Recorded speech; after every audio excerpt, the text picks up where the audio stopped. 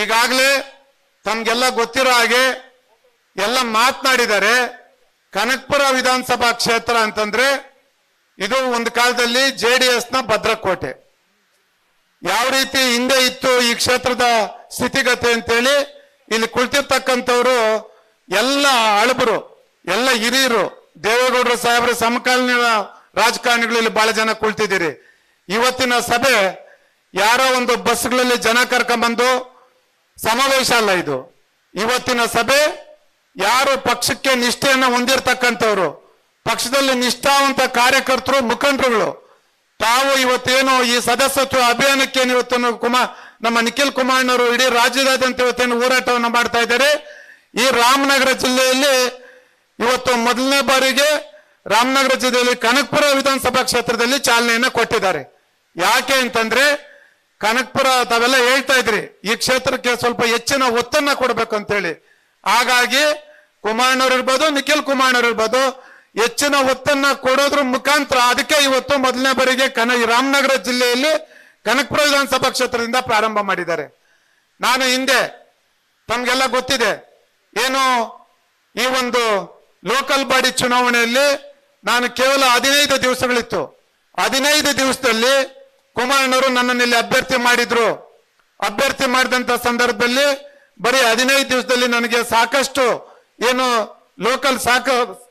ಸಾಕಷ್ಟು ಏನು ಲೋಕಲ್ ಬಾಡಿಯಲ್ಲಿ ಗೆದ್ದಿರ್ತಕ್ಕಂಥ ಸ್ಥಳೀಯ ಸಂಸ್ಥೆಯಲ್ಲಿ ಯಾರು ಆಯ್ಕೆ ಆಗಿದ್ರಿ, ನಮ್ಮ ಮಂಜಣ್ಣವರು ಇರ್ಬೋದು, ಅವ್ರ ಆದಿಯಾಗಿ ಎಲ್ಲ ಈ ಬೆಂಗಳೂರು ಗ್ರಾಮಾಂತರ ಮತ್ತೆ ರಾಮನಗರ ಜಿಲ್ಲೆ 8 ತಾಲೂಕಿನ ಜನ ಸ್ಥಳೀಯ ಸಂಸ್ಥೆಯಲ್ಲಿ ಯಾರು ಆಯ್ಕೆಯಾಗಿ ಬಂದಿದ್ರು ನನಗೆ ಹೆಚ್ಚು 15 ದಿವಸದಲ್ಲಿ ನಾನು ಚುನಾವಣೆಗೆ ಇಲ್ಲಿ ಸ್ಪರ್ಧೆ ಮಾಡಿದ್ರು ಸಹ ಹೆಚ್ಚು ಮತವನ್ನು ನಾನು ಕೊಟ್ರಿ.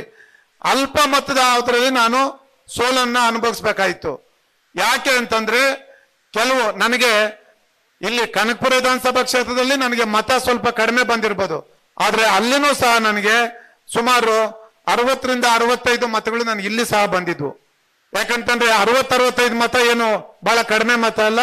ತಾವ್ಯಾರು ಸ್ಥಳೀಯ ಸಂಸ್ಥೆ ಚುನಾವಣೆಯಲ್ಲಿ ಆಯ್ಕೆಯಾಗಿ ಬಂದಿದ್ರಿ, ತಾವು ನನಗೆ ಮತವನ್ನ ಕೊಟ್ಟಿದ್ರಿ. ಅದೇ ರೀತಿ ನನಗೆ ಸ್ವಲ್ಪ ಬೇರೆ ಬೇರೆ ಕ್ಷೇತ್ರದಲ್ಲಿ ಹೊಸಕೋಟೆ ಆ ಭಾಗದಲ್ಲಿ ನಮಗೆ ಸ್ವಲ್ಪ ತೊಂದರೆ ಆಯ್ತು. ಹಾಗಾಗಿ ನಾನು ಸೋಲ್ಬೇಕಾಯ್ತು. ಆದ್ರೆ ಸೋತಿದ್ದೀನಿ ಅಂತೇಳಿ ನಾನೇನ್ ಮನೆಯಲ್ಲಿ ಕುಳಿತಿರ್ಲಿಲ್ಲ.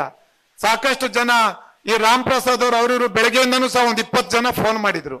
ತಾವ್ ಹೇಳ್ತಾ ಇದ್ರಿ ಇಲ್ಲಿ ಸಂಘಟನೆಗೆ ಹೆಚ್ಚಿನ ಒತ್ತನ್ನ ಕೊಡ್ಬೇಕು ಅಂತೇಳಿ. ನಾನು ಹೇಳ್ತಾ ಇದ್ದೇನೆ, ತಾವು ಯಾವುದೇ ಒಂದು ಕಾರ್ಯಕ್ರಮಕ್ಕೆ, ಯಾವುದೇ ಒಂದು ಪೊಲೀಸ್ ಠಾಣೆ ಇರ್ಬೋದು ಅಥವಾ ನಿಮ್ಮ ರೆವಿನ್ಯೂ ಆಫೀಸಲ್ಲಿ ಯಾವ್ದಾದ್ರು ಸಮಸ್ಯೆ ಇದ್ರೆ ನಮ್ಗೇನು ಸಾಕಷ್ಟು ಜನ ಕರೆಯನ್ನ ಮಾಡ್ತಾರೆ. ಸಾಕಷ್ಟು ಜನ ಅಧಿಕಾರಿಗಳಿಗೆ ನಾನು ಸಹ ಕರೆಯನ್ನ ಮಾಡಿ ಆ ಕೆಲಸ ಮಾಡ್ಕೊಡಿ ಅಂತ ಹೇಳಿದ್ರಿ. ಕೆಲವ್ರಿಗೆ ಆಗಿರ್ಬೋದು, ಕೆಲವ್ರಿಗೆ ಆಗದೆ ಇರ್ಬೋದು. ಆದ್ರೆ ನಾನು ಒಂದು ಮಾತನ್ನು ಹೇಳ್ತೇನೆ, ತಾವೇನ್ ನಮಗೆ ಕರೆಯನ್ನ ಮಾಡ್ತೀರಿ, ನಾನೇನು ದೊಡ್ಡ ಪೊಲಿಟಿಕಲ್ ಬ್ಯಾಕ್ ಗ್ರೌಂಡ್ ಇಂದ ಏನ್ ಬಂದಿಲ್ಲ ಅಥವಾ ದೊಡ್ಡ ಫೈನಾನ್ಷಿಯಲ್ ಬ್ಯಾಕ್ ಗ್ರೌಂಡ್ ಇಂದ ಏನ್ ಬಂದಿಲ್ಲ. ನಾನು 1999 ಅಕ್ಟೋಬರ್ ನಾನು ಪೂಜ್ಯ ದೇವೇಗೌಡರು ಸಾಹೇಬ್ರನ್ನ ಮೊಟ್ಟ ಮೊದಲನೇ ಬಾರಿಗೆ ಪೂಜ್ಯ ದೇವೇಗೌಡರು ಸಾಹೇಬ್ರಲ್ಲಿ ಒಬ್ರು ಮನೆಯಲ್ಲಿ DT ಮಂಜೇಗೌಡ ಅಂತಿದ್ರು, ಅವರು ನನ್ನನ್ನ ಕರ್ಕೊಂಡ್ಬಂದು ಪೂಜ್ಯ ದೇವೇಗೌಡರು ಸಾಹೇಬ್ರನ್ನ ಮೊದಲನೇ ಬಾರಿಗೆ ಭೇಟಿ ಮಾಡಿಸಿದ್ದು. ಅದಾಗಿ ನನ್ನೊಂದು 3-4 ತಿಂಗಳಲ್ಲಿ ಯಲಹಂಕ ಯುವಜನತಾ ದಳದ ಪ್ರಧಾನ ಕಾರ್ಯದರ್ಶಿಯಾಗಿ ನೇಮಕ ಮಾಡಿದ್ರು 99ರಲ್ಲಿ. ಆವತ್ತಿಂದ ಇದು 2024 ಏನು ನನಗೆ ಶಕ್ತಿನೇ ಇಲ್ಲದೆ ಇರ್ತಕ್ಕಂಥ ಇವತ್ತು ಯಾರಾದ್ರೂ ಅಧಿಕಾರಿಗಳು 4 ಜನ ನಮ್ಮ ಮಾತು ಕೇಳ್ತಾರೆ ಅಂತಂದ್ರೆ ಪೂಜ್ಯ ದೇವೇಗೌಡರು ಸಾಹೇಬರು, ಕುಮಾರಣ್ಣವರು ಈ ಪಕ್ಷ ಕೊಟ್ಟಿರ್ತಕ್ಕಂಥ ಶಕ್ತಿ, ಆ ಶಕ್ತಿಯಿಂದ ಇವತ್ತು 4 ಜನ ಅಧಿಕಾರಿಗಳು ನಮ್ಮ ಮಾತನ್ನು ಕೇಳ್ತಾರೆ. ಕನಕಪುರ ವಿಧಾನಸಭಾ ಕ್ಷೇತ್ರದಲ್ಲಿ ಬಹಳ ಜನ ಹಿರಿಯರು ಮುಖಂಡರುಗಳು ಪ್ರಾಮಾಣಿಕರು ಇದ್ದೀರಿ. ಈಗಾಗಲೇ ಸುರೇಶ್ ಬಾಬಣ್ಣ ಶಾಸಕಾಂಗ ಪಕ್ಷದ ನಾಯಕರು ಒಂದು ಪಟ್ಟಿಯನ್ನ ಕೊಟ್ರು. ಏನಪ್ಪಾ ಅದು ಅಂತಂದ್ರೆ ಹಿಂದೆ ಏನು 2018 ಮತ್ತೆ ಈಗ ಮೊನ್ನೆ ನಡೆದಂತ ವಿಧಾನಸಭಾ ಚುನಾವಣೆಯಲ್ಲಿ ನಮ್ಮ ಪಕ್ಷಕ್ಕೆ ಎಷ್ಟು ಮತ ಬಂದಿದೆ ಅಂತೇಳಿ ಕೊಟ್ರು. ಹೋದ 2018ರಲ್ಲಿ ಅದಕ್ಕಿಂದೆ ಆದಂತ ಸಂದರ್ಭದಲ್ಲಿ ನಮಗೆ ಮತ ಹೆಚ್ಚು ಬಂದಿದೆ, ಈಗ ಮೊನ್ನೆ ಕಡಿಮೆ ಬಂದಿದೆ. ಯಾಕಪ್ಪ ಅಂತಂದ್ರೆ ಯಾರು ಇವು ಸ್ವಲ್ಪ ಹೊಸ ಬಟ್ಟೆ ಹಾಕೊಂಡು ಅವಾಗ ಹೇಳ್ತಾ ಇದ್ರು, ಮಾತನಾಡೋರಿಗೆ 3 ಆಣೆ, ಕೆಲಸ ಅಲ್ಲ ಮಾಡೋರಿಗೆ 3 ಆಣೆ, ಹೇಳೋರಿಗೆ 7 ಆಣೆ ಅಂತ ಹೇಳ್ಬಿಟ್ಟು ಆಗಬಾರ್ದು ಆ ರೀತಿ. ಯಾಕೆಂದ್ರೆ ಯಾರು ಪ್ರಾಮಾಣಿಕವಾಗಿ ನಿಷ್ಠೆಯಿಂದ ಈ ಕ್ಷೇತ್ರದಲ್ಲಿ ದುಡಿಮೆಯನ್ನ ಮಾಡ್ತಾ ಇದ್ದೀರಿ. ಕುಮಾರಣ್ಣವರು ಪ್ರತಿ ಬಾರಿ ಒಂದು ಮಾತನ್ನ ಹೇಳ್ತಾರೆ, ನೋಡಿ ನೀವು ನಾನೆಲ್ಲೋ ಇರ್ತೀನಿ, ನೀವು ಬಂದು ನನ್ನ ಮನೆಗೋ ಅಥವಾ ನಮ್ಮ ಪಕ್ಷದ ಕಚೇರಿಗೋ ಬಂದು ನೀವು ಯಾರು ನಾನು ಇಂಥ ಕೆಲಸ ಮಾಡ್ತಾ ಇದ್ದೀನಿ ಅಂತ ಹೇಳೋದು ಬೇಡ. ತಾವು ಎಲ್ಲಿದ್ದೀರಿ ಅಲ್ಲೇ ತಾವು ಏನ್ ಕೆಲಸವನ್ನ ನಿರ್ವಹಣೆ ಮಾಡ್ತೀರಿ. ನೀವು ಎಲ್ಲಿ ನೀವು ಇರೋ ಜಾಗದಲ್ಲಿ ನೀವು ಏನು ನಿಮ್ಮ ಬೂತ್ ಮಟ್ಟದಲ್ಲಿ ನೀವು ಕೆಲಸ ನಿರ್ವಹಣೆ ಮಾಡಿದ್ರೆ ನಾನೇ ನಿಮ್ಮನ್ನ ಗುರುಸ್ತೀನಿ, ನಾನು ಎಲ್ಲವನ್ನ ಗಮನಿಸ್ತಾ ಇರ್ತೀನಿ ಅಂತೇಳಿ ಕುಮಾರಣ್ಣವ್ರು ಹೇಳ್ತಾ ಇದ್ರು. ಅದೇ ರೀತಿ ಇವತ್ತು ನಿಖಿಲ್ ಕುಮಾರಣ್ಣವರು ಅದೇ ಹಾದಿಯಲ್ಲಿ ನಡೀತಾ ಇದ್ದಾರೆ. ಯಾಕೆ ಅಂತಂದ್ರೆ ಒಂದು ಪಕ್ಷ ಬಲಿಷ್ಠವಾಗಿರ್ಬೇಕು ಅಂತಂದ್ರೆ ಆ ಪಕ್ಷಕ್ಕೆ ನಾಯಕತ್ವ ಬಹಳ ಮುಖ್ಯವಾಗುತ್ತೆ. ಇವತ್ತು ಕುಮಾರಣ್ಣವರು ಈ ದೇಶದ ಪ್ರಧಾನಮಂತ್ರಿಗಳಕ್ಕಿಂತ ನರೇಂದ್ರ ಮೋದಿಜಿ ಅವರು ಅವರ ಒಂದು ಸಚಿವ ಸಂಪುಟದಲ್ಲಿ ಇವತ್ತೇನವರು ಒಂದು ಉಕ್ಕು ಮತ್ತೆ ಬೃಹತ್ ಕೈಗಾರಿಕಾ ಸಚಿವರಾಗಿ ಇವತ್ತೇನವರು ಕಾರ್ಯವನ್ನು ಇಡೀ ದೇಶದಲ್ಲಿ ಇವತ್ತೇನು ನಿರ್ವಹಣೆ ಮಾಡ್ತಾ ಇದ್ದಾರೆ. ಅವರ ಅನುಪಸ್ಥಿತಿಯಲ್ಲಿ ಇವತ್ತು ನಿಖಿಲ್ ಕುಮಾರಣ್ಣವರು ಯುವಕರು ಅವ್ರಿಗೆ ಈಗಾಗಲೇ ವಾಟ್ ಎವರ್ ಇಸ್ ಹ್ಯಾಪನ್ ಅಂತ ಹೇಳ್ತಾರೆ. ಅವರು 2 ಬಾರಿ ಚುನಾವಣೆಯಲ್ಲಿ ಸೋತಿರ್ಬೋದು, ಆದ್ರೆ ಅವ್ರಿಗೆ ಅನುಭವ ಇರ್ತೀವಲ್ಲ, ಅವ್ರಿಗೆ ಆ ಸೋಲು ಅವ್ರಿಗೆ ಬಹಳಷ್ಟು ಪಾಠಗಳನ್ನ ಕಲಿಸಿದೆ. ಇವತ್ತು ಅವ್ರಿಗೆ ಗೊತ್ತಿದೆ ಯಾರು ಬಹಳ ಪ್ರಾಮಾಣಿಕವಾಗಿ ನಿಷ್ಠೆಯಿಂದ ಇಡೀ ರಾಜ್ಯದ ಉದ್ದಗಲಕ್ಕೂ 31 ಜಿಲ್ಲೆಯಲ್ಲೂ ಸಹ ನಾನು ವಿಶೇಷವಾಗಿ ಬೆಂಗಳೂರು ನಗರ ಬೆಂಗಳೂರು ಗ್ರಾಮಾಂತರದಲ್ಲಿ ಯಾರು ನಿಷ್ಠೆಯಿಂದ ಕೆಲಸವನ್ನು ಮಾಡ್ತಾ ಇದ್ದಾರೆ, ಯಾರು ಈ ಪಕ್ಷದ ಸದಸ್ಯತ್ವ ಅಭಿಯಾನದಲ್ಲಿ ನಿಷ್ಠೆಯಿಂದ ಕೆಲಸ ಮಾಡ್ತಾ ಇದ್ದಾರೆ, ಸಂಘಟನೆಯಲ್ಲಿ ಹೆಚ್ಚು ಒತ್ತನ್ನು ಯಾರು ಕೊಡ್ತಾ ಇದ್ದಾರೆ ಅಂತೇಳಿ ಅವ್ರು ಎಲ್ಲವೂ ಸಹ ಗೊತ್ತಿದೆ. ಅವರು ಸುಮ್ಮನೆ ಇರಬಹುದು, ಕೆಲವೊಂದು ವಿಚಾರಗಳನ್ನ ಅವರು ನಾವು ಮಾತನಾಡ್ಬಿಡ್ತಾರೆ, ಅವ್ರು ಮಾತನಾಡೋದಿಲ್ಲ. ಆದ್ರೆ ಅವ್ರಿಗೆ ಪ್ರತಿಯೊಂದು ವಿಚಾರವನ್ನು ಸಹ ಯಾರು ನಿಷ್ಠೆಯಿಂದ ಕೆಲಸ ಮಾಡ್ತಾ ಇದ್ದಾರೆ ಅಂತ ಹೇಳಿ ಅವ್ರಿಗೆ ಗೊತ್ತಿದೆ, ಯಾರು ಕೆಲಸ ಮಾಡ್ತಾ ಇಲ್ಲ ಅಂತಾನು ಅವ್ರಿಗೆ ಗೊತ್ತಿದೆ.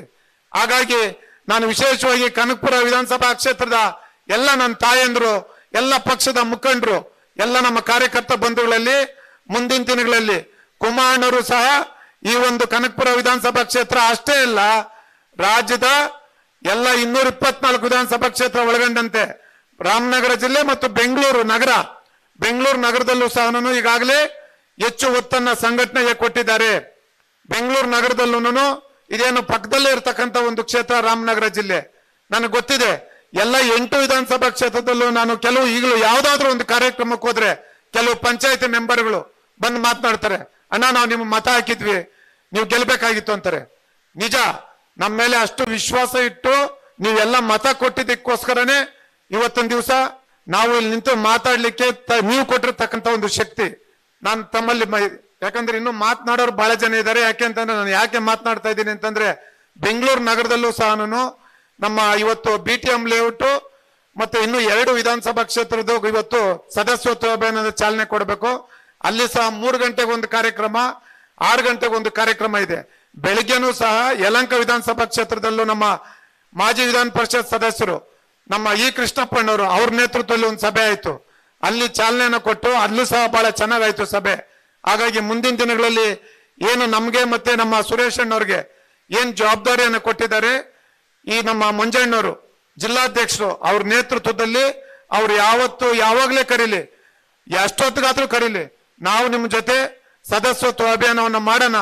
ನಮ್ಮಲ್ಲಿ ವಿಶೇಷವಾಗಿ ಮನವಿ ಮಾಡ್ತಕ್ಕಂಥದ್ದು ಏನು ಈ ಒಂದು ಸದಸ್ಯತ್ವ ಅಭಿಯಾನ ಇದೆಯಲ್ವಾ, ತಾವು ಯಾರು ನಿಜವಾದ ನಿಷ್ಠೆಯನ್ನು ಹೊಂದಿದ್ದೀರಿ ಆ ಬುಕ್ಕನ್ನು ತಗೊಂಡೋಗಿ ತಾವೇ ಬರೆದು ಕೊಡಬೇಡಿ.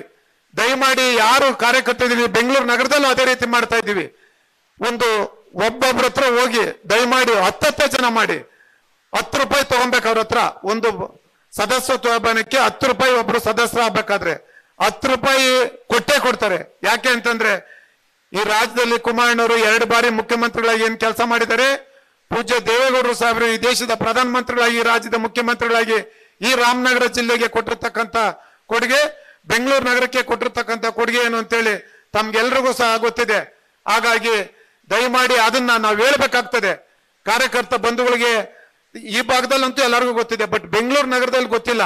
ಎಷ್ಟೋ ಜನಕ್ಕೆ ಇವತ್ತೇನು ನಾವು ಭಾರತೀಯ ಜನತಾ ಪಾರ್ಟಿ ಜೊತೆ JDS ಪಕ್ಷ ಇವತ್ತೇನು NDA ಅಂಗಪಕ್ಷವಾಗಿ ಇವತ್ತೇನು ಇಬ್ಬರು ಒಟ್ಟಾಗಿ ನಾವೇನು ಇವತ್ತು ಕೆಲಸವನ್ನ ನಿರ್ವಹಣೆ ಮಾಡ್ತಾ ಇದ್ದೀರಿ. ಮುಂದಿನ ದಿನಗಳಲ್ಲಿ ಬರ್ತಕ್ಕಂಥ ಎಲ್ಲ ಚುನಾವಣೆಗಳು ತಾಲೂಕ್ ಪಂಚಾಯತಿ, ಜಿಲ್ಲಾ ಪಂಚಾಯತಿ, ಬೆಂಗಳೂರು ನಗರದಲ್ಲಿ ಬರ್ತಕ್ಕಂಥ ಬೃಹತ್ ಬೆಂಗಳೂರು ಮಹಾನಗರ ಪಾಲಿಕೆ ಚುನಾವಣೆಯಲ್ಲಿ ಎಲ್ಲ ಚುನಾವಣೆಗಳು ಸಹ ನಾವು ಕುಮಾರಣ್ಣವರು, ನಿಖಿಲ್ ಕುಮಾರಣ್ಣವರು ಎಲ್ಲ ಒಂದೊಂದು ಸುಮಾರು ಬೆಂಗಳೂರು ನಗರದಲ್ಲಿ 9-10 ವಾರ್ಡ್ಗಳಿದೆ. ಅದರಲ್ಲಿ ಕನಿಷ್ಠ 2 ವಾರ್ಡ್ ಆದ್ರೂ ನಮ್ಗೆ ಕೊಡ್ಬೇಕು ಅಂತ ಹೇಳಿ ನಾವು ಮನೆಯನ್ನ ಮಾಡಿದ್ದೀರಿ. ಅದನ್ನ ಕುಮಾರಣ್ಣವರು, ನಿಖಿಲ್ ಕುಮಾರ್ ಅಂತ ಕೆಲಸವನ್ನ ಮಾಡಿ ನಮ್ಮ ಪಕ್ಷದ ಯಾರು ನಿಷ್ಠೆಯನ್ನು ಹೊಂದಿದ್ದಾರೆ ಅವರು ಒಂದು ಕನಿಷ್ಠ ಇಬ್ಬಿಬ್ಬರಾದ್ರೂ ಆಯ್ಕೆಯಾಗಿ ಬೃಹತ್ ಬೆಂಗಳೂರು ನಮ್ಮ BBMP ಕುಳಿತು ಕೆಲಸವನ್ನ ಮಾಡಬೇಕು ಅಂತ ಹೇಳಿ ನಾವು ಈಗಾಗಲೇ ಆ ನಿಟ್ಟಿನಲ್ಲಿ ಕೆಲಸವನ್ನ ಮಾಡ್ತಾ ಇದ್ದೀರಿ. ಈಗಾಗಲೇ ನನಗೇನು ಇಲ್ಲಿ ಕರೆದು ಎರಡು ಮಾತನ್ನ ಮಾತಾಡ್ಲಿಕ್ಕೆ ಅವಕಾಶ ಮಾಡಿಕೊಟ್ಟಂತ ಎಲ್ಲ ಕನಕಪುರ ವಿಧಾನಸಭಾ ಕ್ಷೇತ್ರದ ಎಲ್ಲ ನಮ್ಮ ಮುಖಂಡರು, ವೇದಿಕೆ ಮೇಲೆ ಇರ್ತಕ್ಕಂಥ ಎಲ್ಲ ನಮ್ಮ ನಾಯಕರಿಗೆ ವಂದಿಸಿ ನನ್ನ ಕೃತಜ್ಞತೆಯನ್ನು ಸಲ್ಲಿಸ್ತಾ ಇದ್ದೀನಿ. ನಾನು ಮಾತಾಡ್ಲಿಕ್ಕೆ ಅವಕಾಶ ಕೊಟ್ಟು ನಮಗೆ ಮತ್ತೊಮ್ಮೆ ಕೃತಜ್ಞತೆಯನ್ನು ಸಲ್ಲಿಸಿ ಜೈ ಹಿಂದ್, ಜೈ JDS ಪಕ್ಷಕ್ಕೆ ನಮಸ್ಕಾರ. ನ್ಯೂಸ್ ಫಸ್ಟ್ ನಿರ್ಭೀತಿಯಿಂದ ನಿಮ್ಮ ಪರವಾಗಿ.